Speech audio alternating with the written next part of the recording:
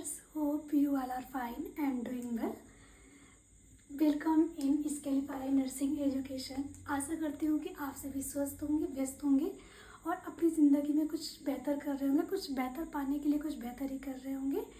तो हम अभी आज से स्टार्ट करते हैं नर्सिंग सब्जेक्ट के सभी सिलेबस को कवर करने के लिए।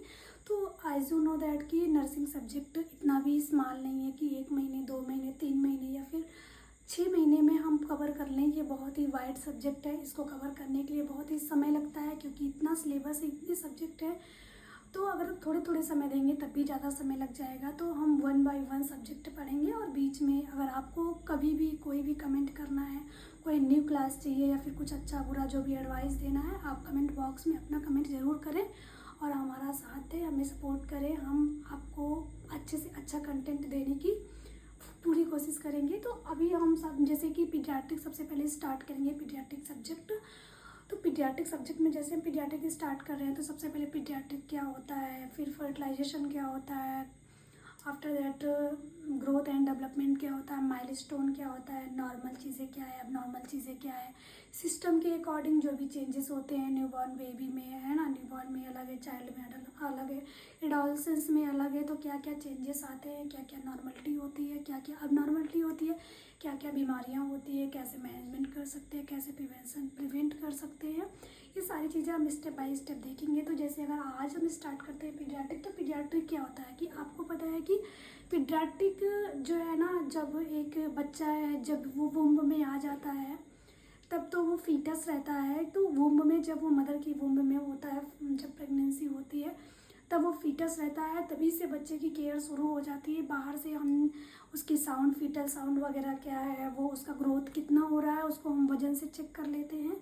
तो सारी चीज़ें जब जैसे ही जो फीटस ही रहता है, जब उसका बर्थ नहीं हुआ रहता है, तभी से हम एज अ नर्सिंग हमारी जिम्मेदारी हो जाती है कि हम उसकी केयर करें। मदर के साथ साथ हम बेबी की केयर करते हैं। हमारा main motive mother and baby दोनों होता है।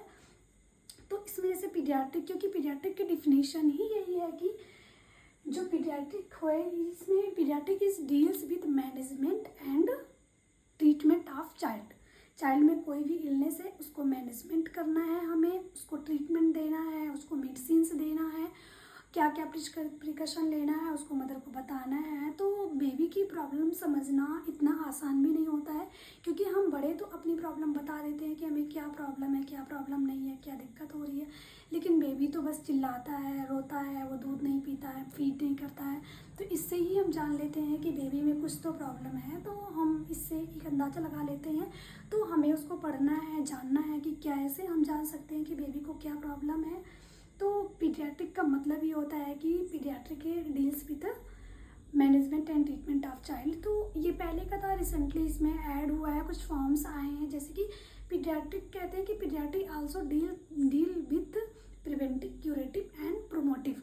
लाइक हम डिसीज़ आने से पहले उसका प्रिवेंशन करते हैं और डिसीज़ आ गई तो उसको हम कैसे क्योर कर सकते हैं, कैसे ठीक कर सकते हैं, ये होता है। और उसकी हेल्थ को कैसे प्रमोट कर सकते हैं, बच्चे की हेल्थ की। जैसे बच्चा पहले कैसा था उसको पहले के जैसे बनाना है, हमें एक हेल्दी लाइफ स्टाइल देना है। मदर को हमें अवेयर करना है कि कैसे हम उसके बेबी को कैसे हमें फीड करना है, क्या चीज़ें करना है। तो पीडियाट्रिक में हम सारी चीज़ें पढ़ेंगे, स्टेप बाय स्टेप पढ़ेंगे।